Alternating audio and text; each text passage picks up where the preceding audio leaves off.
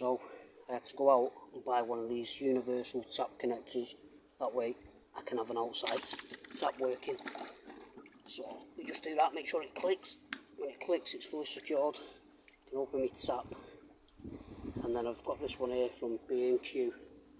It's got so much things you can do for the garden, like jet, mist, full, shower, flat and centre. So that comes in handy when I'm just messing about with the plants. Just turn the tap up a bit. Just going to just water in the plants like that. Give it a good mist spray. For the pond, I'll just take that off this clip here and I'll just dangle it inside the pond. I want to get a dechlorinator chamber, so that'll connect to the dechlorinator chamber and I'll have a pipe going inside the pond.